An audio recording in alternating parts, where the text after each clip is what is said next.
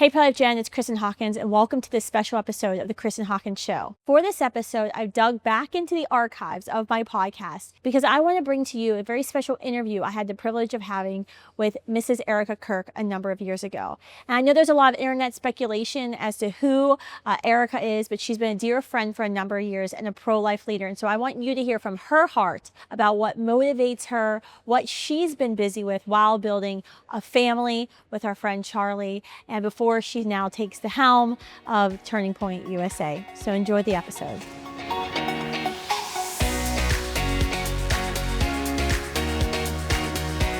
I actually brought a new guest today, Erika Franze. She is the founder of Proclaim and Lead Ministry. She's based in New York City. Erika and I met years ago in Phoenix. I think it was like all 4 children ago. I think that's how long. I measure things by by kids. Yeah, I met you between 2 and 3. Right. So we did we had a board member there who's a mutual friend who did a fundraiser at our home, and then we had like a gala. Right. I think it was 2012, maybe. Oh, so maybe I had a kid. So 2011.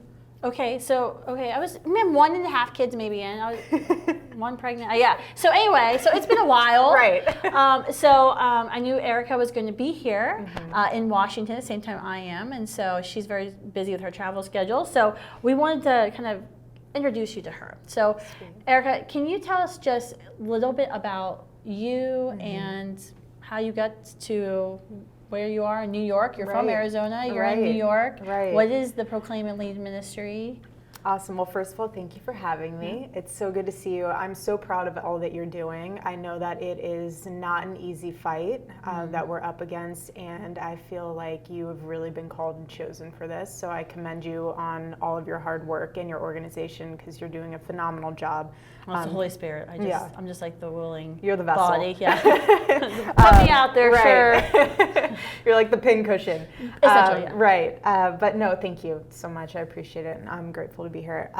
Spark Notes version of everything. Since we were together in Arizona, I had lived all over the world, traveled for my nonprofit, lived in China, Puerto Rico, California, and then landed upon New York, and it was one of those things where I bought a one-way ticket and 1 suitcase and knew that that's where I needed to be. That's where God was calling me to be, and really just being a light in a dark place. And my whole goal for being there was just getting plugged into the community from a Christian standpoint, going to churches, being able to network with non-believers and bring them to church. Like, I know that sounds so simple, but my mom was like, what are you gonna do for work? I'm like, I'll figure it out when I get there, because I can, as long as I have Wi-Fi, I'm fine. But being in New York is one of those things where it really challenged my faith to be able to put it on the forefront and be able to essentially proclaim and defend the gospel. So that's where Proclaim and Lead Ministries came from. Basically, I've had my nonprofit for 13 years. Internationally, we support and sustain several orphanages throughout Europe, but this has become a project of everyday heroes like you. So Proclaim and Lead Ministries, we've been challenging the millennial generation to be able to read the Bible cover to cover, which I think is very important, because there's nothing more powerful than being able to know Scripture and be able to use the Word of God in a way to protect you and in a way to guide yourself through this spiritual warfare battle that we're in. So that's kind of the light Spark Notes version of I think it says a lot about your personality that you're like, oh, New York's really dark and not very Christian. I think I should move there. Go there, yeah. I mean, there are certain people who would say, no, absolutely not. Like, I'm staying as far away as I can from New York, and you just rushed right in. Yes, I did. Well, and there's some amazing people in that city. There really are. And yes, the politics are less to be desired, and there's some laws there, especially within the abortion world, that are absolutely disgusting and sinister. But there's little bright lights within that city. There really are. For instance, I remember this was probably about a year ago, just walking down the street, and there was a Planned Parenthood right by my uncle's building. And walking past it, there was every single day, because when we would go to lunch, we'd walk past this area. Every single day, there was a nun that was standing outside of Planned Parenthood saying the rosary. Probably a sister of life. So precious. And to me, like, that absolutely melted me, because there might be so many people walking by that don't even pay attention to that, because you can be crazy in New York and people think that you're just normal. But at the same time, seeing that, being a Christian and seeing her act of faith and her boldness, it really challenged me to be like, well, what are you doing? Like, what are you doing within New York City, within your own community, within your own company? What are you doing to stand up for your rights and the rights of others who can't speak for themselves? So that's awesome. I love that. I think that's our like strongest students life groups or leaders, people that we hire that were students and we've worked with, and they make me feel old because I'm like, I knew you when you're 14 and now you're working for me. What does that say about me? But it's so fascinating because you would think that those people would come from a Liberty, a Hillsdale. It's not where we're getting them, actually. I believe we're getting them from the darkest campuses. Yeah. We have the strong, like Washington State, we have the strongest Students for Life groups in Washington State. It's amazing. And so I actually think the more kind of under fire, and you've probably seen this, right? And the more under fire you become, like, the more convicted. For sure. There's no brave notion in preaching to the sheep and the choir and people that are around you, and just to even go back full circle within a Christian realm, like Jesus was not chilling in Palm Beach with everyone who thought like him, not like Palm Beach, you know what I mean, but it's similar to the standpoint of if you want to be able to get your message across in a way that's inclusive and in a way that will bring people to your side, you need to be in the front lines having these discussions, because then once you do have someone come to you being like, why do you believe what you believe? Instead of them being like, because everyone's made in the image of God, which is very true, very true, but you need to have you need to keep going with that instead of just having 3 one-liners that are your go-to. You need to have more. Yeah, more and that's one of the things that I always try to tell like supporters, because I always get asked questions of like, how do I make sure my kids are like you? I love you, Students for Life. How do I make sure my kids stay like you? And that's one of the biggest pieces of advice I can give to any parent. Something I'm certainly thinking about my children is, your children have to be able to defend their beliefs on multiple levels. Absolutely. And it can't be, I'm pro-life because God made me. Right. That it's not going to work. Right. When they enter school and they rush freshman year, right? And I mean, that's when I lost like all of these friends. I was raised in a very like conservative blue collar town, West Virginia, and I got a scholarship, and a lot of others got scholarships to college, and it was in the same area, but like in one semester, I was like, oh, now we're not friends anymore. They rushed, I didn't. I started a pro-life group, which made me like, the epitome of popular. I got blocked from a sorority. That says that you're doing something right, though, because if everyone was friends with you, then you weren't standing for anything. Yeah. But it was interesting because they didn't know how to defend their beliefs. Right. That they were Christian, they were non-denominational Protestant, they were Catholic, and so they had a very not deep. Right. So it's to the point where you revert back, like you don't get into the fight because you're so intimidated with. Or you get converted. True. So either you totally shut up and like, I'm just not going to talk about pro-life, abortion, gay marriage. You do you. Yeah, you do you. Yeah. Or you start thinking, well, maybe there is something wrong with the way I'm thinking. Maybe my worldview is wrong. I mean, I think I watched my cousin go through this, and he's still praying for him. But I'm like, that's exactly what happened. You went to college, and you fell into this crowd, and you didn't know how to defend your beliefs.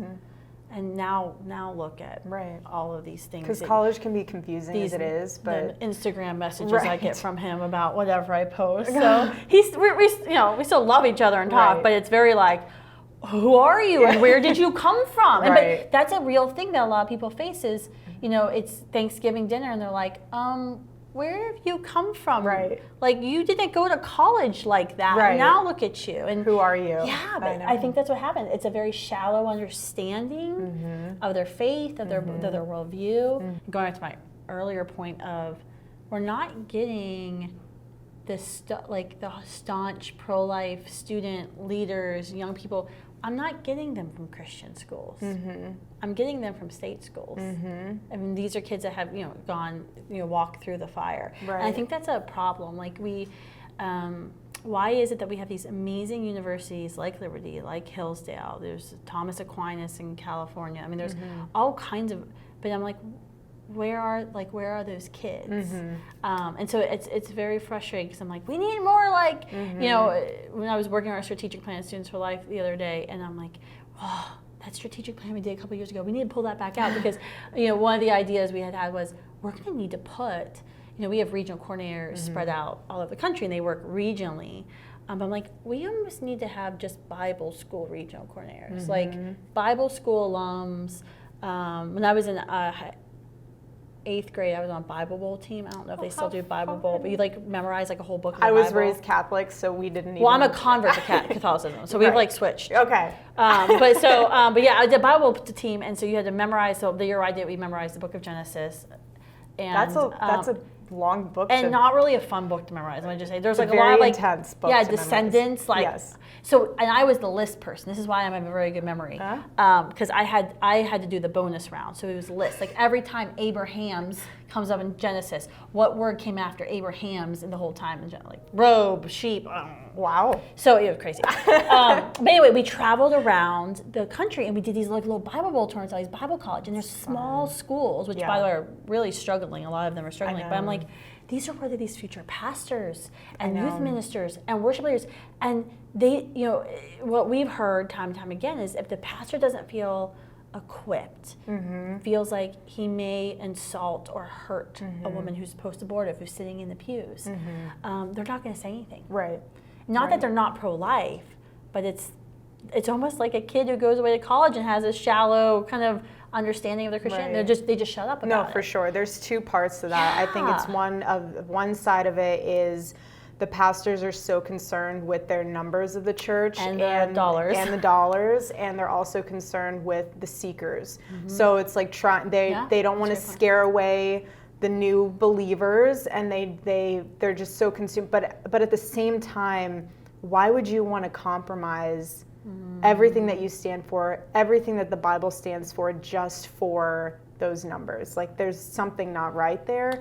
The second portion of that for me, and I struggle this within the pro-life movement. This is probably one of there's two things that I struggle with the pro-life movement. This one is one of them, is the condemnation and the feeling of if a young woman has had an abortion, the condemnation from the Christian side, making them feel insecure, making them feel like they made a horrible, sinful decision, which they did, but there's redemption, there's grace, so balancing that line as well, having a softer approach with the women who have gone through that, because I have family members who have gone through abortions. And on both sides, guy and male and female, and on the male side, I've seen it completely destroy a young man because he didn't even have the chance to chime in to be like, that's half of me with that child. So there's two parties in that, but the other side of it is I really feel like the church needs to step up from the standpoint of getting more involved within the foster care and the adoption side of things. I think that's so unbelievably important. We make it so difficult here in the States to adopt. Foster care system needs to be completely reworked. I mean, I would rather have 15 children in a Christian loving home living all together as brothers and sisters than having them sporadically spread apart, getting raised No, it's a huge. I was actually, Abby Johnson and I just recently got together, and that was one of the things. I was like, how many churches are there in the country, Abby? And she was like, I think like 300,000 individual parishes or churches. And I was like, and there's 150,000 children who are in foster care who are legally eligible to be adopted. That their parental rights have been completely, decimated. The parents either are no longer alive, they're in jail, they've given up their right to parent. I'm like, so really in one Sunday, couldn't we just resolve this problem? Right. Like in one, every church yeah. wouldn't even have to adopt one child. I know. And this is what we're called to do scripturally. I know. Is orphans and widows. Right. And it's like, there's no such thing as an unwanted child. No, Yeah. and it's so frustrating because I get when I'm on campuses, foster care comes up all the time. Right. Every single speech I give. What about children who are suffering? Isn't it better to abort? And I'm like, okay, I understand you're coming from a good place. You don't want people to suffer. Right. But I hate to break it to you, people will suffer. That's part of the human life. existence, right? And there can be good that comes from suffering. But so who are you to say, like, just because you're going to suffer, therefore your life is unworthy of living? Like, you're going to suffer at some point in your life. And how do you know that child will suffer? Yeah, and how do you know? You're like assuming every single child. Yes, are there horrific stories? Absolutely. Yeah. But not every child. Like, I actually got an email today from someone who saw me on a TV show and was like, I just want to let you know I was raised in foster care. And it was, it was horrific. And she was telling me, she was like, but I'm so glad I'm here because my children wouldn't be here and my grandchildren wouldn't be here. Wow. So those the two, your two, where you struggle. I like this. My two qualms. Yeah, just being able to have the openness of, look, you had an abortion. You're not a stranger here. Like, come stand with us. I think the pro-life movement. I mean, I think the national pro-life movement does a very good job of talking about. She's the second victim of the abortion industry because she's been betrayed. She's been told, just get this blob of tissue taken care of, and it's nothing, and you're not going to feel anything. Right. They just had that bull crap report come out. So 95% of women who have abortions don't regret their abortions. And I was like, the women that I know who've had them do. Yeah, there's so like I don't know hundreds of thousands of them. Right. Yeah. So it's like hundreds signed an amicus brief not long ago for the Supreme Court. So yeah, that was a bull crap study. Yeah. But I struggle with, I think you do have largely in the Christian people who call themselves Christian who don't behave Christian. Right. And it's for everything, right? No, for sure. People who are on Facebook, who are on Twitter, who on their bio say they're a Christian and then call some liberal person fat or you're ugly or you're going to hell. I'm like, you know what, just if you're going to be like that, like just strip out Christian from the bio. Because we're held to such a high standard. Yeah, we are. We are held to a high standard. And I always try to people, I'm like, well, Christians are just as big as sinners. We just recognize that, like, somebody will forgive our sins if we simply ask for it. But that doesn't mean that you keep sinning. I know. But I try to point out, like, yeah, Christians can be bad people too. Right. Like, it's and like judgmental. Yeah, and that's a sin. Like, they're sinning. You go ahead and call us out, but don't just because one Christian has done you wrong. And really, honestly, like if you look on campuses and the people we meet, nothing makes a former Christian faster than a parent who was raised their child in the church, who was active in the church, and then the parent drives the daughter to the abortion facility. My dad was a deacon and made me get an abortion. My dad was an elder. Oh, like and it's very hard to come back when you're dealing with a post-abortive young woman, one, so she's dealing with the repercussions of that, but then trying to get to the point of saying, well, your dad was wrong. Like, I understand he was a leader in your church. But he was making a decision based off of his own He was making a selfish decision based, and his ego being afraid of literally turning to someone and This had nothing saying, to do with his Christianity. Right. This had something to do with his sinful nature, right? Right. And so I think we deal with a lot of former Christians. Yeah. And it's all because of some Christian at some point was not there for them when they were in crisis. And so, I struggle with that, obviously, but I think the pro-life movement is actually very good. Oh, in supporting women. The orphan adoption, that's something that I think the National Pro-Life Movement does talk a lot about. I think it's harder for general kind of pro-life activists.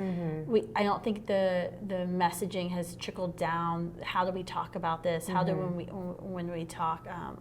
I think that we need to do a better job with that for sure. And that's something we've been working on at Students for Life because we're working on post-Roe strategy. So like the thing that keeps me up at night is, what do we do the day after Roe's reversed? So I talk about, everyone here is like probably sick of this.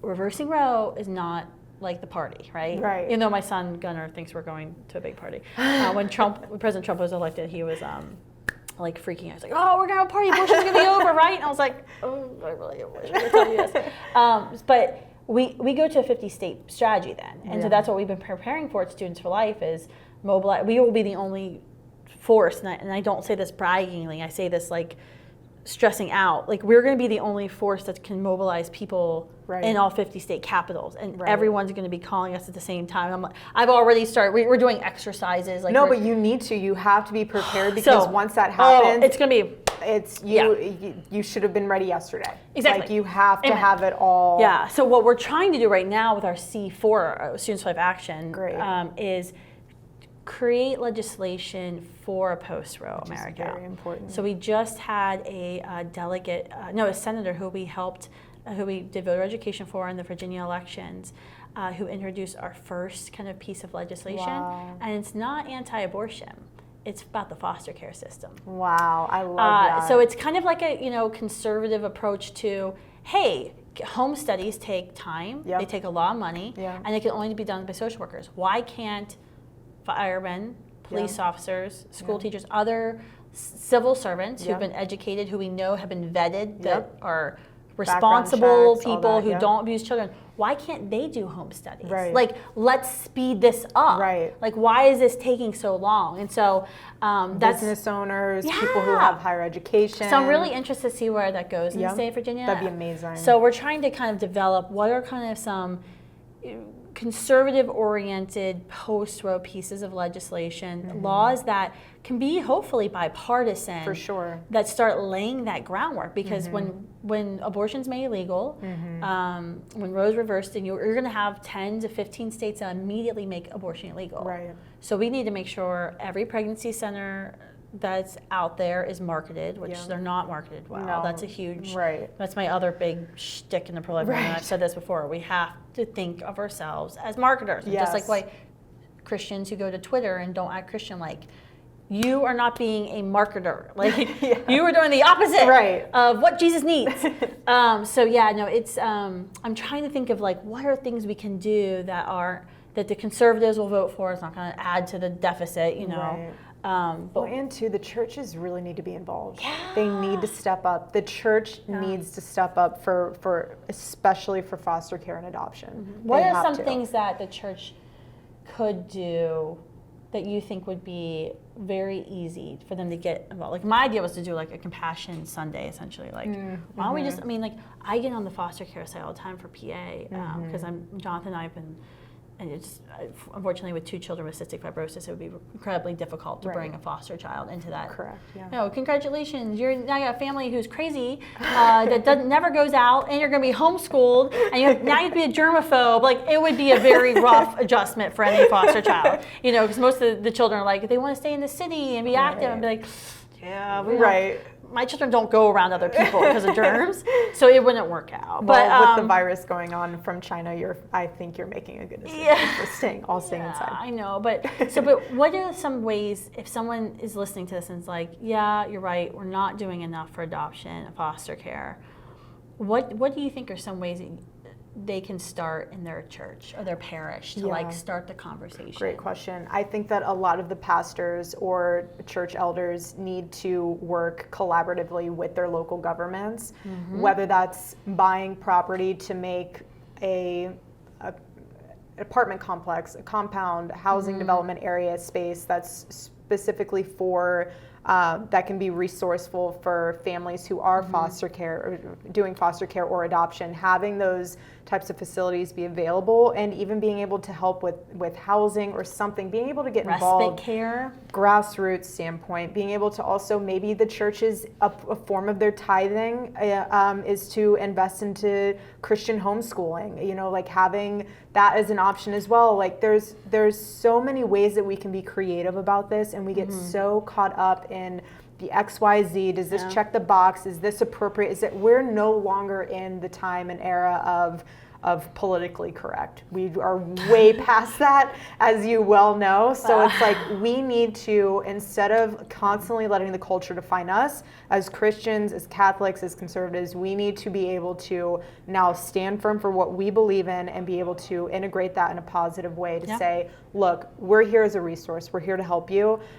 This is what we've laid out. It's outside of the box. It's outside of the norm, and it has to be, because we're dealing with situations and issues that we haven't before. I think that's what's hard sometimes with a pro-life. We might get frustrated. I'm like, no, like tactics can change. You know, like your mission doesn't, your principles don't, but your tactics can change, and you can be innovative. Right. And you can try new things. Right. And I think we've got to try something. Like foster care, the fact that you have 150,000 children a year, or right now in America, who are waiting to be adopted. Right. And these children, I mean, and you know, like I said, Jonathan, I've been thinking about it, and it's hard because every child, you know, you go into the, I just cry because you go into the website and there's these beautiful little children, and they have behavioral disabilities. They'll be like, you know, this child be best suited for a family where both parents can devote 100% attention. You know, no siblings, like because all of these children have experienced trauma. Right. You know, I was reading something where they said, you know, one of the first things they have to, if you want to become a foster parent, you have to understand every single child that will come into your home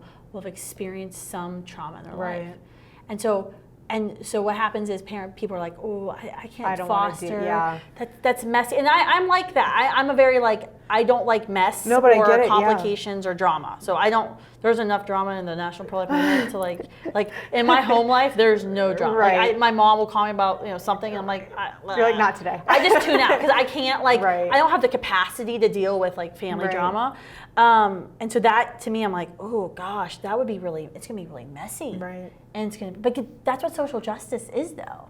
Like engaging with somebody and seeking justice with them, and it's really like messy work. Like when you're at the crisis pregnancy center and you're doing a pregnancy test and you're walking alongside a woman, it's not like transactional like Planned Parenthood. Like if you're saying, I want to help you get to where you feel good, where you're not in an abusive relationship, where you feel true empowerment, like that's seeking justice with them, and that means getting in the mess and the muck.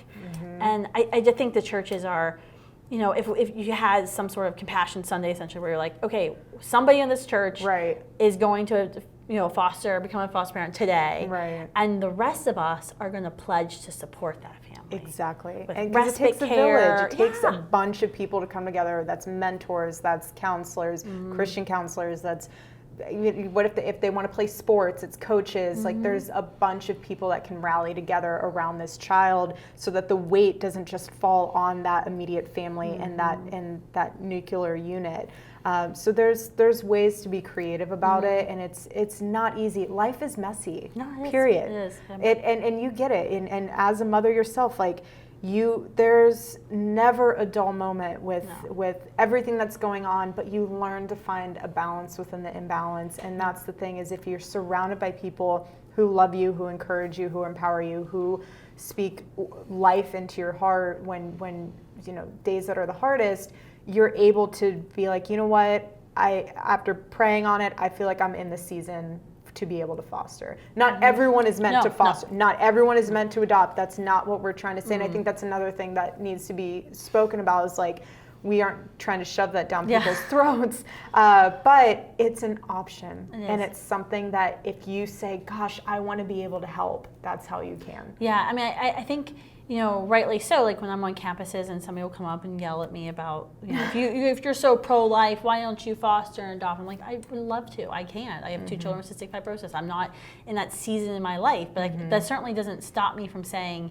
we should do this and advocate for it and promote it. And but you're doing your part. Yeah, I'm playing my role, right? Like we all of us play a role, right? So it's not like all of us are meant to do. You play such an important and needed role, where you're the voice for a lot of people. You're the organizer. You're pulling all these resources together, and you're creating a space where people can go to feel like to actually know that what they stand for, how to come together, how to raise their voices together. So what you're doing is just as important as someone who's foster caring with their kids. Yeah, no, and I think that it is. It's very frustrating because I'm like, well, if you're yelling at me about foster care, why don't you be a foster parent? Like, right. Like we can just keep arguing back and forth. forth. But I think ultimately it always comes down to the question of suffering. Yeah. Like, yes, my children with CF will suffer, and they will potentially live a much shorter life than my other children without CF. But that in no way says that their life is any less valuable than my other children, or yours, or mine, right? And no one who would meet them would say, "Oh yeah, Bear is more valuable than Gunner." Like, no. And if Bear was being his berry self that day, you would say, be careful when you name children, because their names tend to reflect their personalities in shockingly crazy ways. Right. It's really unbelievable. But it's so hard because there isn't a theology of suffering. And it's really hard on a college campus in like a 30-second rebuttal to say, well, good can come out of suffering. It can. We don't want suffering. We want to end suffering, but good can come out of suffering. And so it's really hard. It is. I've been trying to like work on like my rebuttals, because I have like my standard one-liners, and people watch them and like, oh yeah, you really gave it to that liberal that time. I'm like, yeah, but I probably didn't change their mind. You just really liked it because I said what you were thinking. Right. And so it's like, how do you kind of impart this nugget of wisdom in someone of thinking, maybe I am thinking about suffering backwards. And I think that, talking about, is Jesus a socialist? That's definitely a question that millennials need to think about and talk about and be able to kind of think through. The question is of suffering too. For sure. Because that's how the left is using the whole abortion, the whole abortion debate. Which is, and to me, just when you're a Christian, you are constantly praying for your heart to be broken for what breaks God's heart. You're constantly in a posture of prayer where you are wanting to be more Christ-like. Like, your ultimate goal is to be like Christ. And that involves suffering. He was the exact epitome of suffering. But it even says constantly in Scripture, God will bring good out of some of the most painful situations. Every situation, no matter what it is, God will use it for good. And if you want to define yourself by the suffering, that's not biblical. We're constantly being broken and remolded because we're sinners, and we're basically recreating ourselves in the image of Christ each time after we fall from sin, and then we're forgiven and we have to start all over again to some extent. But to me, when it comes to suffering, some of the most beautiful and powerful moments come from the other side of that. Yeah. And you then realize, wow, after going through that, I would not be the woman that I am today. I would not be the man that I am today. I would not have this testimony. I would not have this victory. I would not be able to say these convictions on my heart in a way that can transform culture, in a way that can bring people together. And there really is, it sounds strange to say, but there really is beauty and power in suffering. And as you can agree and know, that there are women who have had abortions that have gone through immense suffering. But now they're on the other side of that, and they're advocates and they're champions for the other side of things. And it's really beautiful how good can always come out of situations. That's right. God can use any situation. And you don't know the suffering that you're in. Maybe your suffering has led somebody else closer. For sure. Right? Absolutely. Them watching you walk through whatever you were enduring. Yeah. Challenge their worldview and their faith. Exactly. So thank you so much for coming on today. You're amazing. Thank you for having me. It was good to catch up with you after Likewise, like 11, hopefully 12 it's not another 10 years. Thank you so much for watching or listening this week. I really appreciate it. I hope you found some nuggets of wisdom in this conversation, and hopefully something that will help you the next time you're having a conversation, maybe with a young evangelical or Catholic Christian millennial who's kind of been questioning their faith. For sure. Because I think that this is a good conversation, and this is a conversation we need to be having. So thanks for tuning in, and make sure you share this podcast around and tell everyone you know, subscribe. All right, bye guys.